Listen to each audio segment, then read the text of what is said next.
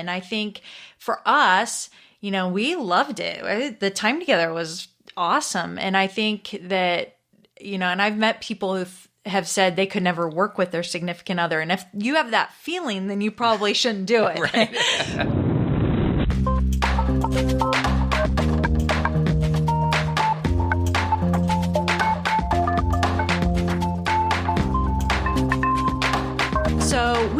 I get a lot of questions about how Rich and I have worked together, how we started the practice together, how well we work together with the kids and everything that comes with that. And so we're going to do an episode about us, really. Right. And there's a lot of different ways to do it. And our way may not be your way, but if you dig it, then you can take from some of the details of it and make it work for you. So, yeah, we've been dating each other about 2.5 years when we opened our practice. We met in school. And I have got a son from a previous marriage. And so at the time, he was about 8 years old and living in Colorado. And so I wanted to be up where he lived, around where he goes to school, so that I had easy access and can visit him. So that kind of dictated where we set up our practice. And it also dictated the hours that we worked to a certain extent, because we needed to make sure that we could give priority to the time with him. And then the second priority was the time with the office. Yeah, so whenever we had Eric, our number one priority was to spend our time with him. Yeah. And then our second priority was the office. And so when we had Eric, it was Eric time. When we didn't, we were all on the office and everything we could do to grow it. Yeah. And it worked really well. I mean, there's a lot of work to do when you first open a practice, but we were still able to get that work done and have the practice work around the lifestyle that we had to have for my son. Yeah, so our schedule at work, like you said, was really determined by our time with Eric. It was so that Rich could take him to school and then occasionally go have lunch with him, and then also that we would go pick him up together from school. Yeah. And then if we had patients, if we both had patients, we would take him to the office. We didn't do that a whole lot, I don't feel like. But Rich would always have patients and he would go do that, and I'd spend the time with Eric. We would make dinner, that kind of thing.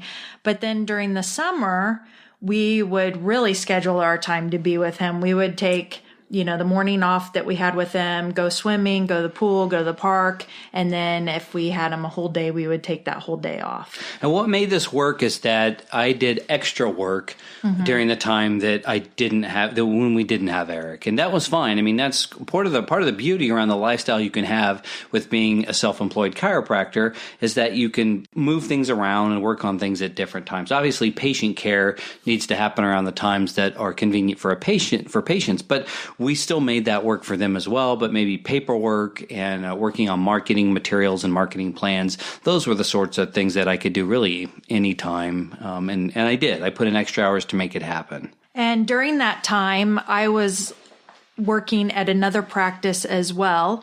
And so Rich would have to, do some of that on his own. Mm-hmm. But so we got into our own roles. So you became more of the patient treatment role, and I would do most of the office work, marketing, networking when I could, and making sure we had the right systems in place in the office. But because you were there all the time, you saw most of the patients. I had my own set of patients, but Rich was more devoted to patients because he was there every day, whereas I was down at the other office 2 or 3 days a week. I didn't have that flexibility to treat as much. And when we first opened, I think it's important to point out that we were just cash. We weren't doing insurance billing at that time, so we didn't have a whole lot of after-hours paperwork and administrative work that had to be done. And then we started doing that about 2 years later. But by the time we did that, Haley was full-time at the office at that point and could do the billing. And she has experience with billing. And that was, work that we did on the side when we weren't doing family things. So what did we do to build the practice? Rich was in BNI, and I would go occasionally if he couldn't go for whatever reason.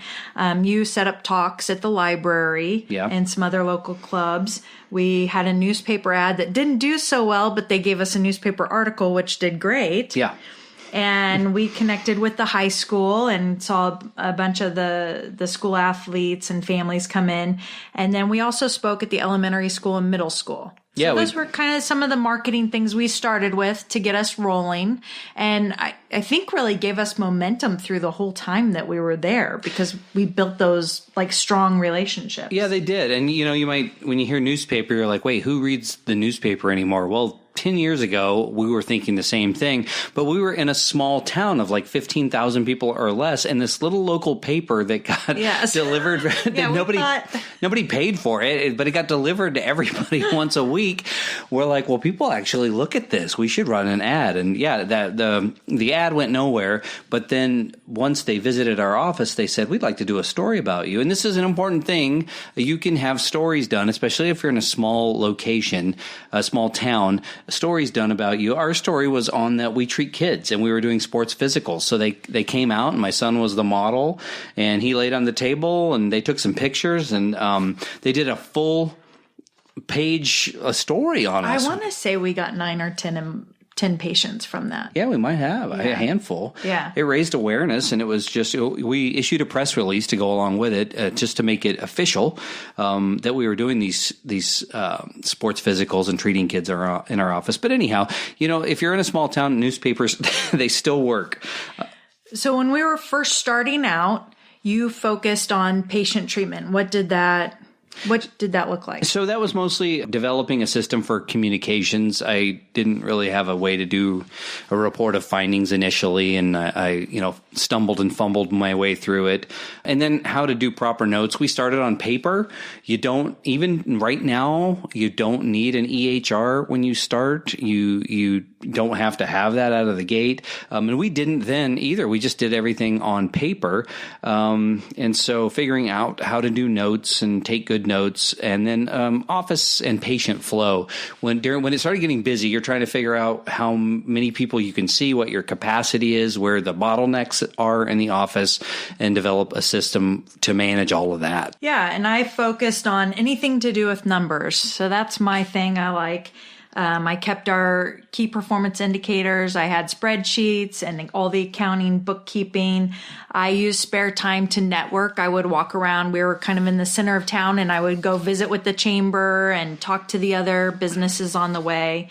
And then I would also work on social media. Was just kind of starting. I started, I think, the first group for our town, and then marketing and patient retention. So I would call patients if they fell off the schedule for whatever reason, or if I would return messages, that kind of thing. We started getting busier and busier, and then we were able to relax a little bit and think about starting a family, which we had wanted to start a family of our own. So that's what we did. We got married first. Well, yeah, that's true. We got married first. I skipped over a big piece of it. Yes, we got married, and then we decided to start a family.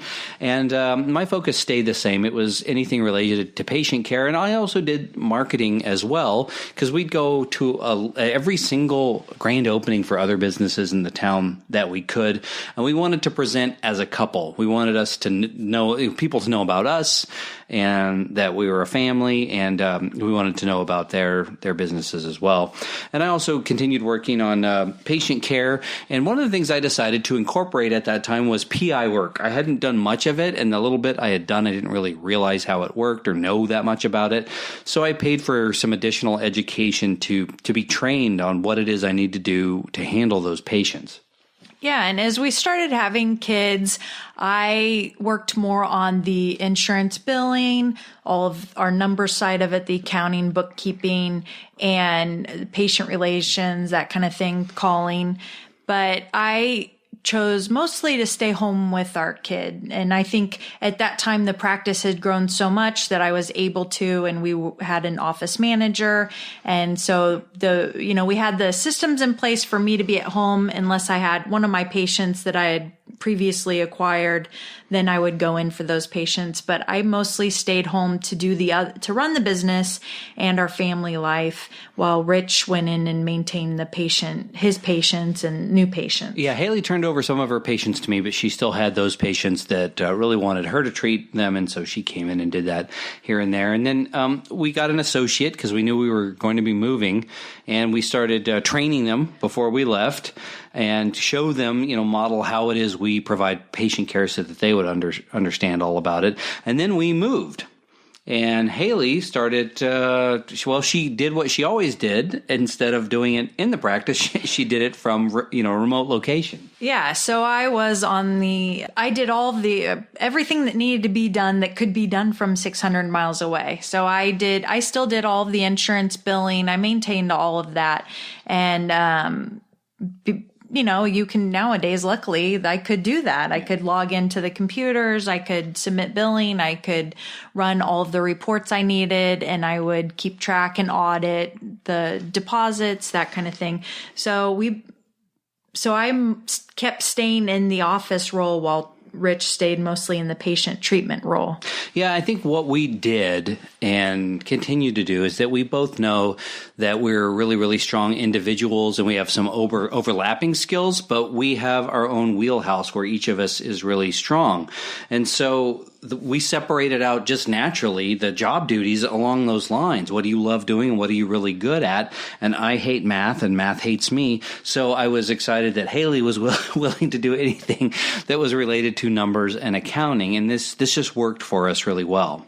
Yeah. And I think we both, when we, started our family, had the idea that I would be home with our kids, at least before they entered school, so that I could, we both had stay-at-home moms and we both kind of wanted me to do that. I wanted to do that, to be home with them. And so that's what worked well for us. And then we were lucky we had enough of the business side for me to do from home to make it make sense. A lot of couples, and we do, we know couples that they get a nanny or they bring the kids to the office with them. We did bring Marlo to the office a little bit. Yeah. It helped to have the office manager. She helped too. But that separation was what we wanted. And it was what worked for us. And I think if you've started a practice but you are now having kids and you've been in practice 5 or more years and you have a large built up patient base and you want to transition that to an associate so you can stay home and run the business, I think is a very viable option. Yeah, we built some time into Haley's schedule initially because she was working for that other chiropractor. And then also so that she could spend time, she could pick up my son from school while I was treating the patients and things like that. But it made it so that one of us was always available for Eric. And then as we got busier, Haley treated her patients, but she had enough time to do CA and office manager work and things like that. And then we started having children. And then eventually moved, and that all worked out well because one of us, me, was doing the heavy lifting when it came to treating the majority of the patients, and Haley did the other things, the business side, the billing, and all of that went along with it.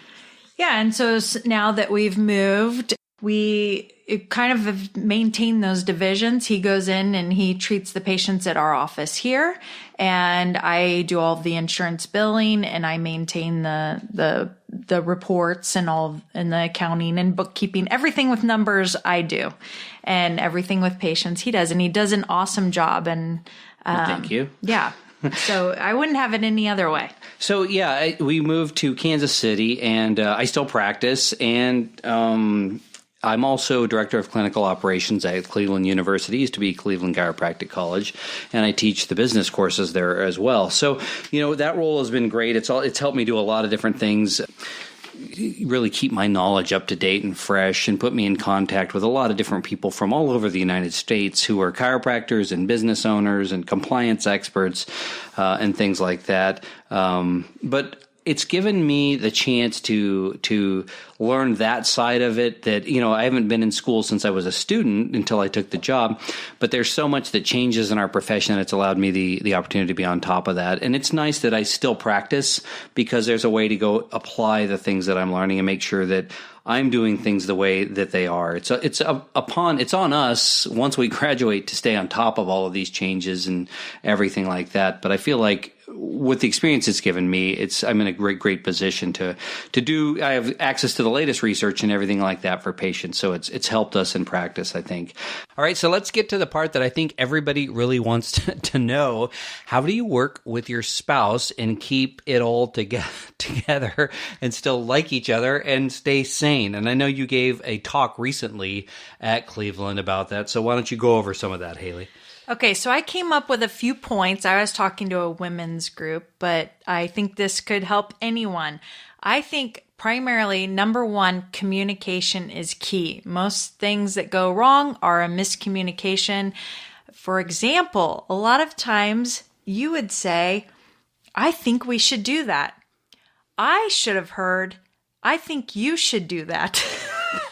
Because oftentimes, if it didn't get done, I would be in trouble because we should do that meant that I should do it in my spare time, and I didn't understand that was... That's completely true. So the way that I had it in my head was like, I am the doctor seeing all of the patients, and you are my employee, and you've brought this to my attention, and I think that's a wonderful idea. Why don't you get that done for me? And maybe that's... But he should have said it that way, and then I would have done it, or I would have said, no, you do it. Yeah, right. So it was, it's funny now. Lucky for us, we were a little older, I think, which helped. Yeah. And been through our own situations that we had learned that communication is key. And a lot of times, even when things didn't go well, we were like, shit. How can we fix this? Yeah. Where did it go wrong? And it was always a miscommunication. And once we realized we should do this meant Haley should do it, then I knew that let's figure out, if we say we should do this, who's doing it? Whose to-do list does it go on? Yeah. So another one is sometimes you communicate and you still disagree, right? Yeah. Yeah. So you have to agree to disagree. And a lot of times you might be talking about something that's going to happen in 3 months, like an event, or maybe like a marketing thing we were working on. And it wouldn't be for a few months and we were kind of disagreeing on something, and we would just agree to disagree, not talk about it. And as time went on, it worked itself out. Yeah. And we, I think primarily, like when you're starting, you must be on the same page about a lot of the things, like how the practice is going to run. Ours was an evidence-based practice. We were cash. The marketing was going to be all community-based marketing. Yes. Yeah, we were not going to. That's one other thing I think is really important is the budget. You have to financially be on the same page. Yeah. How much money do we have? What are we willing to put it towards? And both feel comfortable about that. Because if you think you're going to do a $3,000 mailer and I think we need $3,000 to do something else, then that might be a big deal. So I think being on the same page about things, and especially budgets at home and at the office, and budgets in practice. Yeah, and I think it's important to realize that, at the end of the day, we both had the same goal. We just had different ideas of maybe the best way to get there. So you always have to keep that in mind. You're on the same team trying to get to the same destination. Yeah, and I think we would say that a lot. Okay, well, we're on the same team. We're both going to the same place. We just have different ways that we're going to try to get there, and let's talk about it. Because I think, and ultimately, we both really respect each other. Mm-hmm. We talk about everything. Even when something is more of Rich's, his thing, he appreciates my opinion, and same goes for me. So I think having a mutual respect for each other and the ideas, even though it might, I think I hope you have an idea of something to do, because I think that's a good way of thinking outside the box. Yeah. You might have his way might be better, even though it's not his wheelhouse. So I think having that respect and then agreeing to disagree or realizing it's miscommunication, those are all key things. Yeah. Another thing is hold each other accountable, but don't be bossy. So you want your significant other to come into the office for the office hours, but you don't want to be bossy about it. I think, finding a way around that would be good. I think we both were really good about wanting to be there. Yeah, I'll tell you the story that comes to mind is that when Haley would come in the office, this was after we had Marlo, our first child, she would only work a couple of hours, and I would hear E-stem, I would hear it beep, and I would wait for her to get up from what she was working on to go get that patient off, and she wouldn't. She'd sit there because she had 2 hours and she was going to get a whole lot of accounting and billing stuff done. And I would kind of be annoyed, and I'd jump out of my chair, go get the patient off, bring him back. The patient was always getting good service, but it wasn't right on it like I wanted it to be. And the thing is that if Haley wasn't my wife and was just an employee, I would probably go back there and say, what are you doing? You got to get up. You have to go. The patient's been laying there. But when you're married, that doesn't go so well. No, and I think we understood that we would talk it out, and maybe I wasn't the best person for the job because I had so much on my own plate that I was trying to get done in such a little amount of time. Yeah, so keep that in mind. I mean, be kind to each other, because if you're working together and you're both starting this business together, you're both under stress and you both are working, but you each have your own roles and there's going to be overlap, but you have to allow that other person the space to really do the things they need to do. And remember, you can't talk to them like you would. I mean, had I come up to you and been like, this is unacceptable. What's right? I can't fire my wife, right? So. Yeah. I've tried to quit several times. It doesn't work. So another one is stay in your zone of genius. So if with Rich, he's unbelievable with patients and his report of findings and just the way he interacts, and he has a whole system to it. I would never, ever, ever tell him to do something different because I think he does a great job. I think patients appreciate what he says, and it really builds that strong foundation in the beginning of the patient-doctor relationship. So. And by the same token, with Haley, her wheelhouse is really the numbers side of things. I mean, she's great with patients as well, but she's had really great ideas that for our accounting, for example, that she'd shared with our accountant. And then he's like, oh, I didn't think of that. Yeah, let me look into that. And so it's been beneficial for her to be able to do what it is she does in the way that she thinks and specializes in a way that I can't even wrap my brain around, to let her really be that and do that, even though I can't see it and don't always get it. So keep that in mind. If you're working with a significant other, there's something that they're great at that might be totally different than you. Allow them that space and that trust to go do that, because I think you're working together in that synergy, it's going to be so much bigger. And this synergy, honestly, if you can do this together, I think it is, I wouldn't do life any other way. It has been the greatest journey. The last 10 years have been so unbelievable. It has allowed us so much freedom and flexibility in our kids to be with both of us. And I think that if you have the opportunity to start a practice with your significant other and you think you can do it, then get out of your way, do it.